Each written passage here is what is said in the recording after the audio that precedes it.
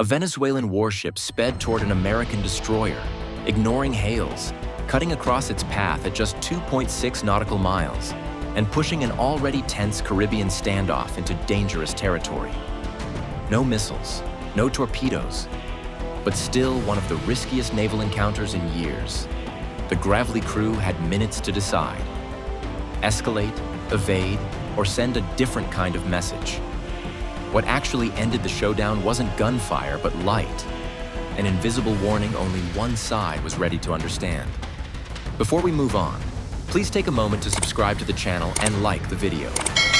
The Venezuelan patrol boat cut through open water like it was chasing prey, but what made it press so close to an American destroyer? To answer that, you have to look at what was happening around the Caribbean in September 2025. By that time, tensions were already high. The US Navy had been running operations against smuggling routes, hitting vessels suspected of carrying synthetic opioids. Those strikes were not just about drugs. They were also a message to Caracas and every cartel partner tied to its ports. Venezuela responded by doubling its naval patrols, flying aircraft low over American destroyers at sea, and broadcasting speeches from commanders on state media promising to defend their coast. When the Gravely found itself targeted, it wasn't a random act. It was the latest play in a game where each side wanted to prove who controlled the water. What made the ship's behavior stand out was not just the direction it took, but how it moved. First, the Venezuelan patrol boat switched off its AIS transponder, the system that normally signals a ship's identity and position to others. Cutting it off was a clear way of saying, "We don't want to be predictable." Then it picked up speed, not on a gentle arc, but a direct push toward Gravely's plotted course. That combination raised alarms.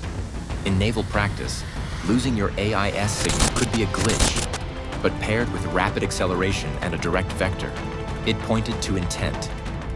This wasn't sloppy seamanship. This was pressure. The calculated nature of these maneuvers fit into an approach Venezuela had used before. Naval commanders there embraced what they call asymmetric presence, small but sharp moves designed to cause moments of friction with a stronger navy. By forcing encounters and narrowing distances, they could put American crews in uncomfortable positions without firing a single shot. Just 5 years earlier, in 2020, one of their patrol ships, Niguata, tried forcing the cruise liner Resolute to change course off their coast. After firing warning rounds, Niguata actually rammed the larger vessel, only to sink itself from the impact. That episode highlighted how such tactics could spill out of control within minutes. Now, with Gravely, the pattern was repeating on a bigger stage, involving warships instead of civilian liners. For Gravely's crew, the clock now mattered more than the show. Their radar tracked the closing distance with every sweep. The critical number was called the closest point of approach, or CPA. In simple terms, that is the smallest gap two ships are expected to have if neither changes course or speed. It's the survival math of navigation, predicting not just where you are, but where you will be. Watching the CPA tighten to 2.6 nautical miles with a time to intercept shrinking to under 7 minutes meant decisions couldn't wait.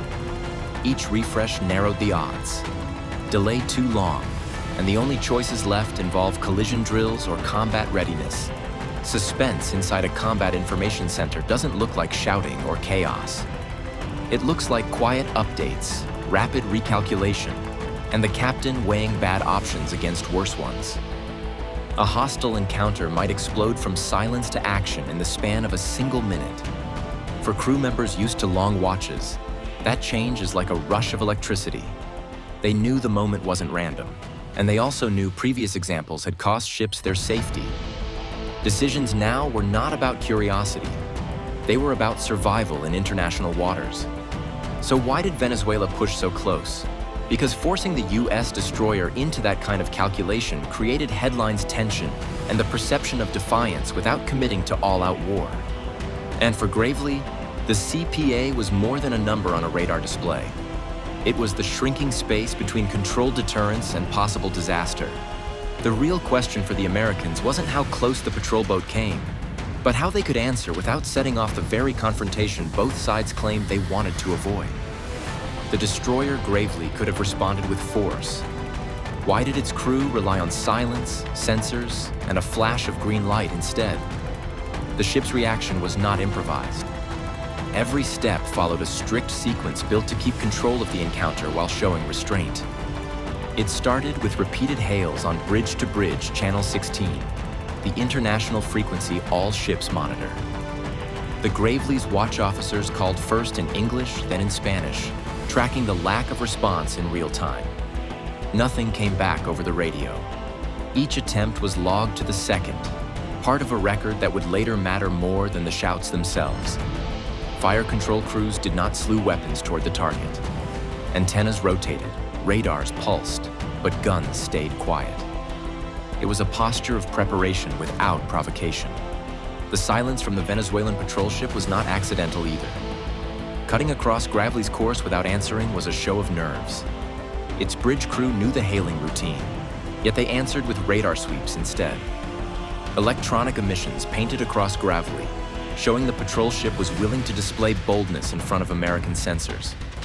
Each sweep was like a silent way of saying, "We're studying you, and we don't fear being studied back." For the men and women inside Gravely's Combat Information Center, that silence pressed harder than shouting. It forced them to document, analyze, and prepare for next steps, knowing the line between pressure and provocation could break at any moment. The aircraft carrier wasn't nearby, but Gravely had air assets of its own. An MH-60R Seahawk lifted and circled the area, maintaining altitude that stayed outside Venezuelan airspace. It did not cross directly over the patrol boat, but instead orbited in visible arcs, never leaving the vessel's sight. The message was not hidden. Someone above you is watching every movement. Far from being an empty gesture, the helicopter's cameras captured continuous footage, time-stamped and geotagged frame by frame. That imagery, combined with electronic logs from the ship, created a layered package of evidence. For the captain, it was more than insurance.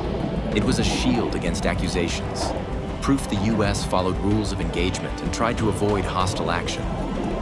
As the minutes ticked, suspense hung on what the next move would be.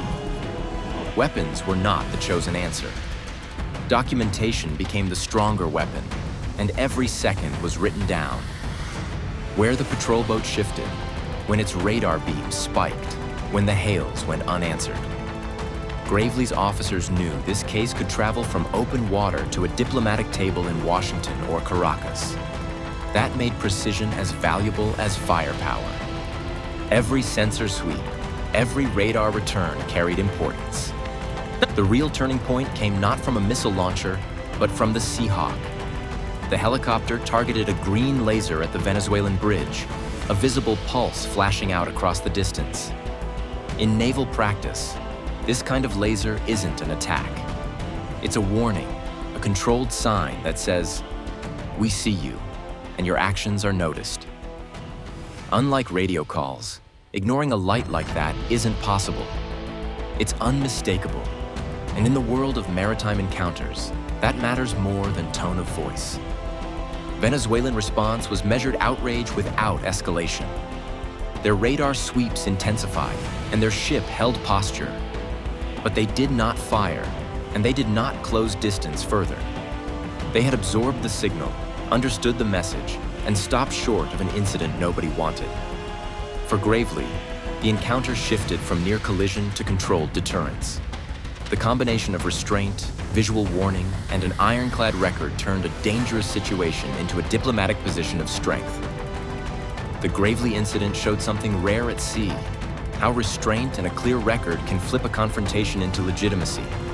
With every unanswered hail, radar sweep, and laser warning catalog, the U.S. Navy built more than evidence. It built authority. That matters in a region where blurred lines between smuggling and state action make every mile contested. But can presence without provocation hold? At some point, a patrol boat may not stop at radar sweeps. When fighters roar close, when submarines shadow carriers, or when militias test boundaries, will silence and green light still be enough?